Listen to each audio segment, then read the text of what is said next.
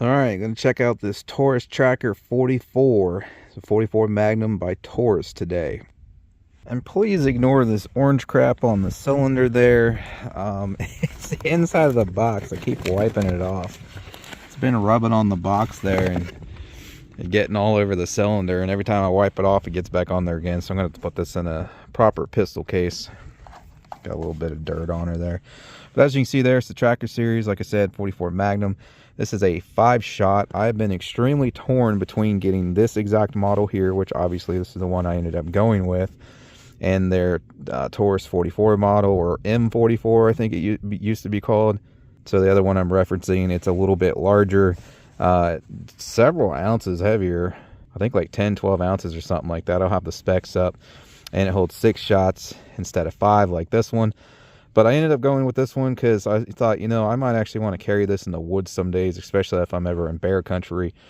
And that other one is just an absolute tank. So I wanted something a little bit lighter because this is still a freaking heavy piece, even being the lighter model. So that's why I went with the Tracker 44 mag here. So I think I might still get that other model eventually to do a side-by-side comparison, because it took me so long to decide between the two, and I didn't even know if I made the right decision or not. I believe now that I did, because I really, really like this thing.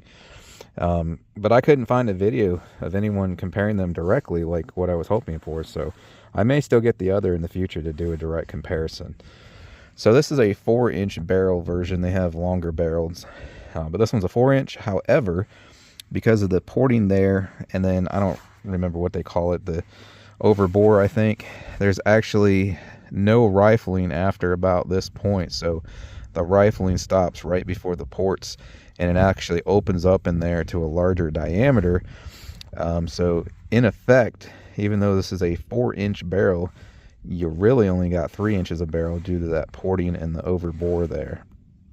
Now these rubber grips are fantastic. The older versions had that stupid rib thing. I never liked those. Not only is it ugly, but not the most comfortable in the hands. But I'm really loving these rubber grips because I got the little 605 Defender here and 357 Magnum, and you can get this with rubber grips, but I wanted this special combo with the coloration and the wood grips and all that. And man, hot loads in this, it gives me a pretty good jolt to the palm of my hand. So thank goodness it's only a 357 mag, but I'm like, man, any more power than that I could not handle with a wood grip like that. So these things are excellent. I'm actually really curious to see which one has tamer recoil, because obviously 44 mag's way more powerful, but with this thing being larger, heavier, and having a way better grip on it, it might actually be softer shooting, at least in terms of striking the palm of my hand, than the 357 is there. Which, by the way, if you guys want to see the review video of that, I'll put a link in the description for it. And for any of my returning viewers, hey, we're finally working on the revolver collection, so I just want to get a 45 Colt next, and then I'm going to start working on getting lever guns and all those calibers. But we finally got the 357 mag and the 44 mag here today. I've already verified this thing's empty. Of course, you can see the back there, you know, it's verified empty. The trigger on this is actually better than that 605 too, so the double action is considerably lighter, and the single action is a little bit lighter too. And that 605 had just a little bit of creep, but this one doesn't seem to have any creep at all. Like maybe a quarter of a mil, if that. It's almost non-existent, and it's a much smoother pull. So I really like the trigger on this, both double action and single action.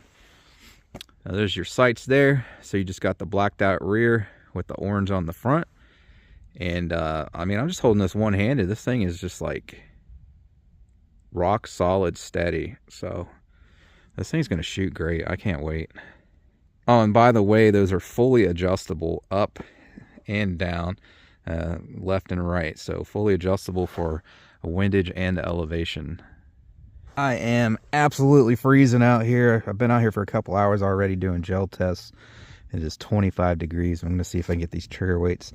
I don't know if this goes high enough for the double action, but if it's no more than 12, I think it'll actually pick it up. So let's see here.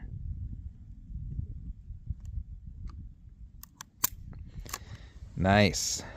10 pounds, 12 ounces there for the double action. Let's see, try that again. You can see it was starting to pull it back there before it even hit 10. Like it was right there. That one came a little higher, I think, because I got a little higher up on the trigger there, so I had less leverage on it. So it seems like probably a good, you know, 10 pounds on the double action there if I could get this on there just right. And I know some people say there's different ways to grab this and do it, so let's try from pulling it at the top there this time. Ah, slipped off. It was right there, 10.3.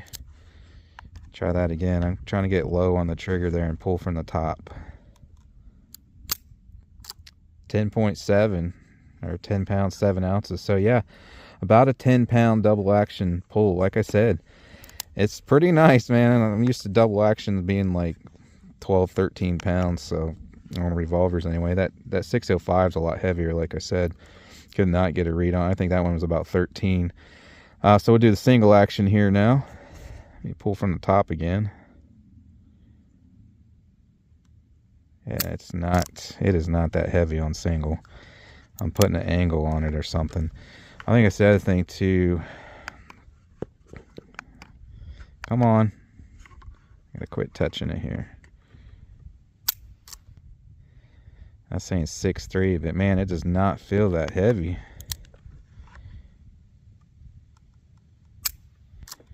If you notice there, both times it actually went click before it even got into the 6 pound range on the screen there. So I'm telling you, there's no way this thing's more than 6.0. I would say it feels like about a 5 pound trigger. So I don't at all think it's no 6 pound 11 ounce there. I just must not be doing it right. It does not feel that heavy at all. Let me see here. Yeah, I mean, to me it feels about like a 5 pound trigger. I'm giving it the same effort, if not less, than a Glock trigger, which is about 5 pound neighborhood. So I'm going to disagree with that a little bit. I don't know if I'm just not getting it on there right or what. But oh, by the way, shout out and thanks to Cranky Gun Reviews for the trigger gauge. I can't do much of the review down here, so we'll probably move down to the rifle range, or I might even pick this up at a different range later in this video. It'll be spliced in. But as you can see there, no Magnum rounds.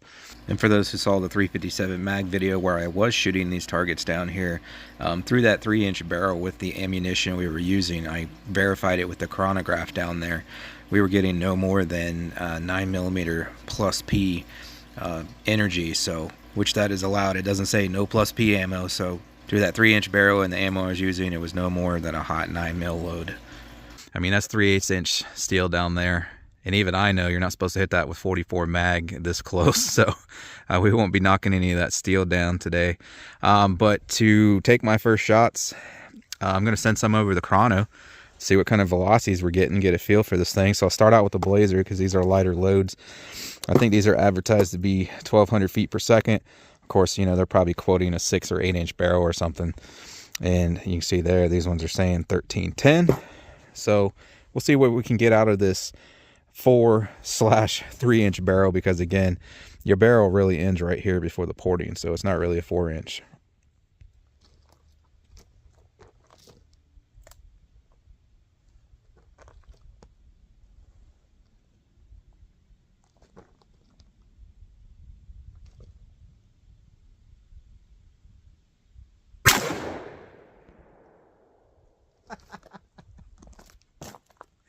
Yeah, super tame. Like, even those hotter loads aren't gonna, that was nothing compared to that 357, because the extra weight in that grip, man. I was like bracing so hard, it was nothing. So we got 966 on that first one there. Just wanted to point out that's actually extremely similar to a 45 ACP plus P load. That comes in at 497 foot-pounds with a 240 grain bullet, compared to a 45 ACP with a 230 grain bullet.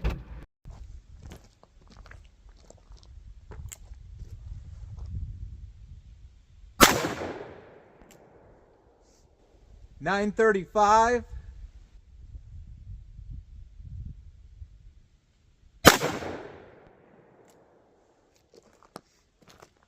$937. And I'm just going to zoom you guys in now. That was crazy. Does not feel like a 44 mag after shooting that 357 that just whoops on me.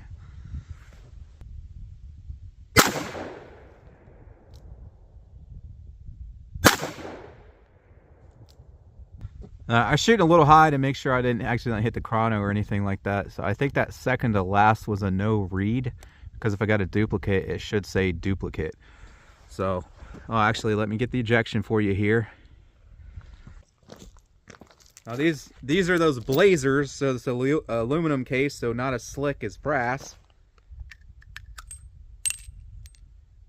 So it's sticking a little bit.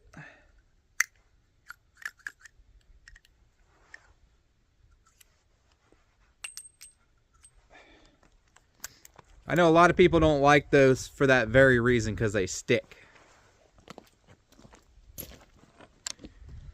Now I will say, going in, they were super smooth going in, but coming out there, not so much, which kind of interested to see, because these actually fit tighter.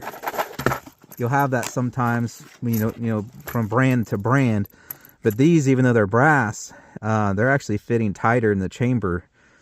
I got to get them perfectly lined up, and then they slip right in, whereas with those blazers there, I don't have to get it so perfect, and they slide in easier. So tolerances are, excuse me, slightly different between these. So we'll see how well these eject, but I'm honestly not expecting super smooth ejection, considering they fit tighter initially than the blazers are. So we'll see.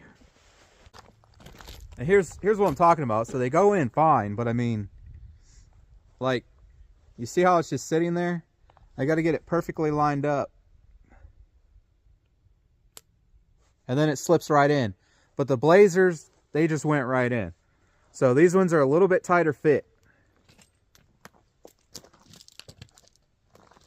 and they're hotter. So we'll see what the velocity is now with these Fiocchi.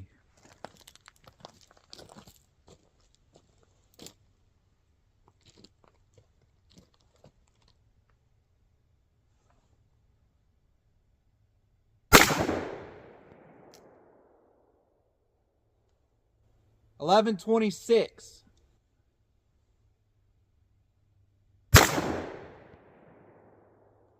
$11.12.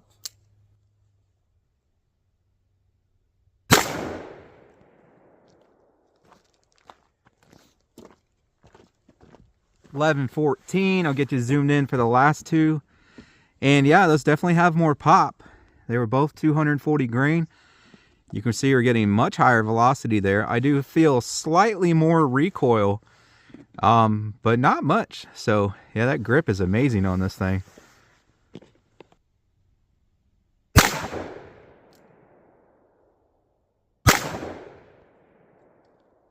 Wow, those were very consistent.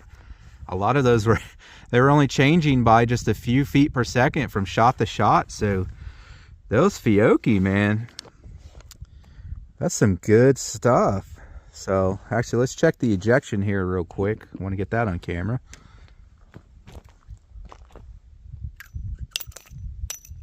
Okay, and they come right out because they're brass. So even though they fit a little tighter than those aluminum blazers, they slid right out, no problem. And like I said, guys, it is like 25 degrees out here. I've been out here for 2 hours. My hands are, I don't know, I mean, you can't see my pain, but they are just absolutely burning and numb. And even with those hotter loads, I could still shoot a whole box of those, no problem. So yeah, this thing really tames the recoil. And this is the lighter tracker model. No doubt that porting there helps. So that 44 model or M44, that's slightly larger, about 10, 12 or whatever it is ounces heavier, that guy would have even less recoil, but I'm having no issues whatsoever even with this lighter tracker model. Now maybe if I put some buffalo bore 300 grains in there, I'm going to feel that, I would imagine. Now but with your regular loads, no issues whatsoever, and these are definitely quite a bit hotter than that blazer there. And still, man, yeah, this is awesome, because this thing's whooping my butt more than the 44 mag is. So The size and the grip there especially making a huge difference. I think this thing's very tame for 44 Magnum. I was going to throw in this bonus footage at the end of the video. I shot these gel blocks here with both of those rounds, but both just went right through both blocks, 24 inches, and kept going. But stay tuned for upcoming videos with 44 Magnum gel tests, and I will have to put some water jugs or something behind them to try to catch these. Alright, so I put my own gong up there. I don't mind busting up my own stuff. That thing's been through the ringer anyways. But that is a laser rangefinder confirmed. 22.4 yards up there. If you guys are looking for a good budget rangefinder, I've been using this one for years. Well under $100. Love it. Goes out to like 500 or 600 yards, I think. Link in the description. But anyways, I'm going to freehand some here at about 22 yards at that gong there, and I might still head down to the rifle range with it yet and do like at least 50, I'm thinking.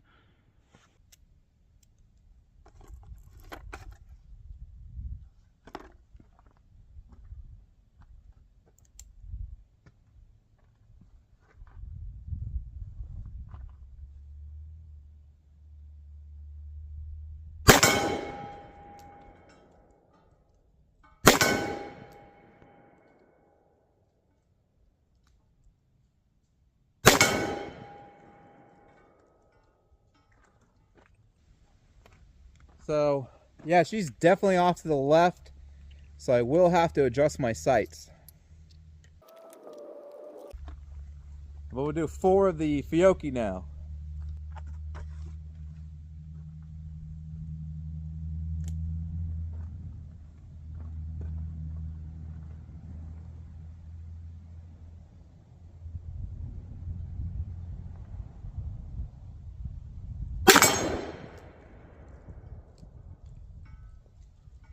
That was my fault. I pulled that shot high.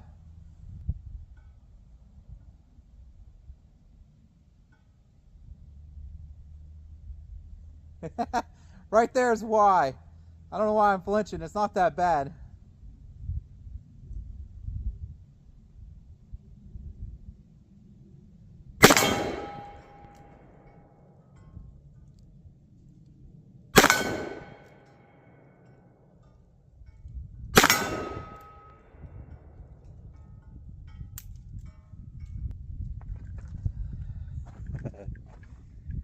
Yeah, I gotta get used to shooting Magnums.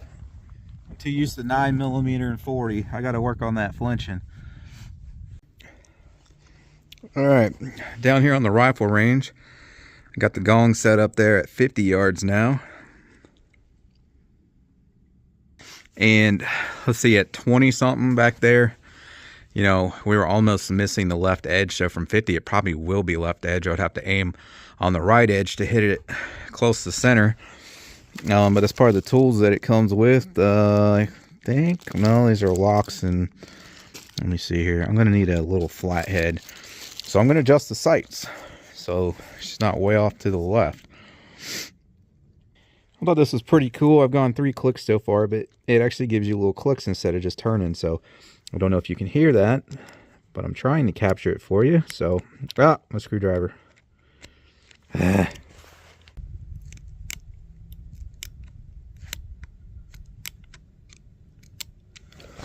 All right, hopefully you could hear that, but that was 8 clicks, so let's see where that puts us down there at 50. I was about to use the corner of that, but I always forget I got this thing, but link in the description for both. And we're running those Fiocchi. It's going to aim dead center.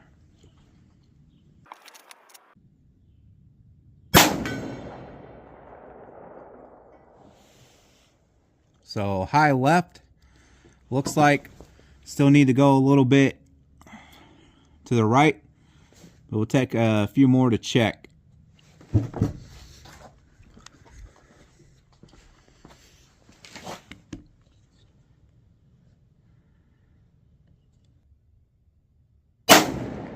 It went over the top left edge, but due to the angle of the camera is why you see the impact off to the right.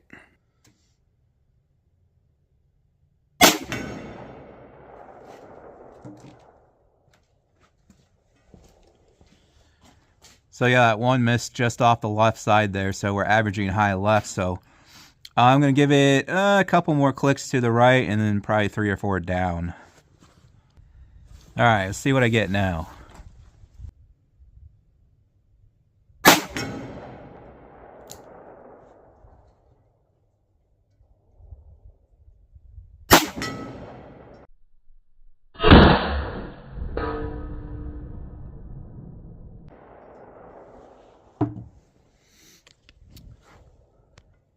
I think those were off to the right. Yeah, so I was probably lined up. It's just me moving and stuff. So I'm gonna, it looks like the height's right now though. So I'm gonna bring it back those 2 clicks back to the left. If I haven't said it already in the video, please forgive my dirty hands. Been dealing with a puking power steering pump all the way here and trying to get all the air out of it all the way here. I've added fluid several times.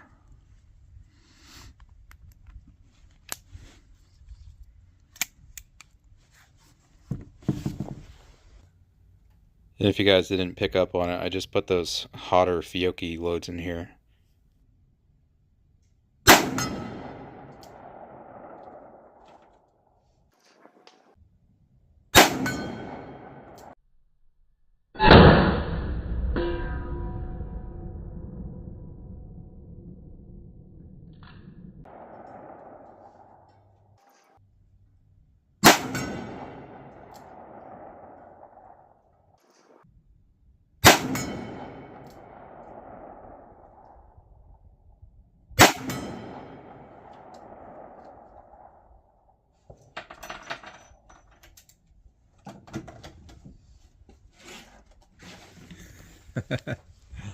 All right, I think I'm getting more used to it and getting a little more comfortable with it. So from what I could tell, at least, I thought I had you guys zoomed in, but I didn't, I guess. But you can see I got a bunch more kind of like centralized there. So I will probably perfect the 0 later at a little bit closer distance, like 25 yards. We might even have a follow-up video to this eventually, but it's just good enough for now, So this guy is actually about 130 yards out there. And I got the rangefinder up here. There we go. Let me check real quick.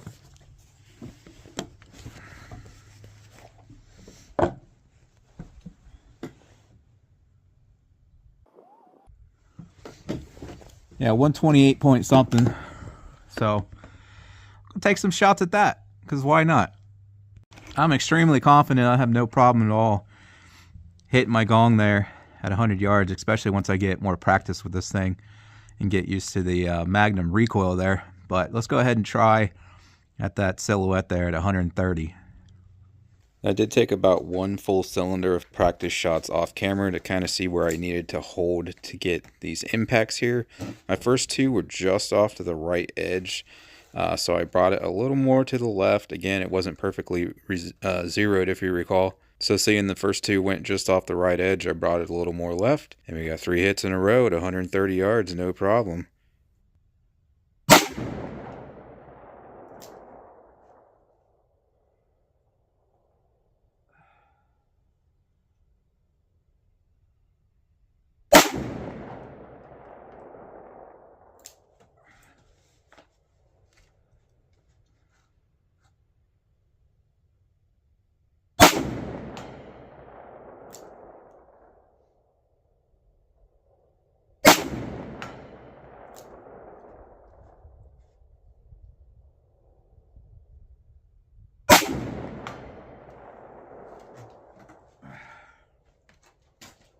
Well, looky there. I found where to hold and I got 3 in a row.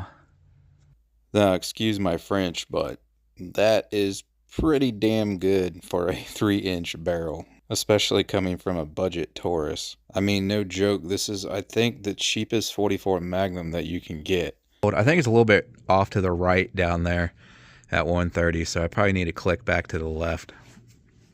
But anyways, found where to hold, 3 in a row. She's not even perfectly zeroed yet, so yeah. 130 yards, no problem once I find where to hold. and that's just cheap ammo. So although I do anticipate it's probably pretty accurate stuff considering the consistent velocity over the chrono down there on the pistol bay. But I think it'll wrap this one up. Definitely be seeing a lot more of this in the future, and like I said, I'm going to have some 44 mag gel tests coming up as well.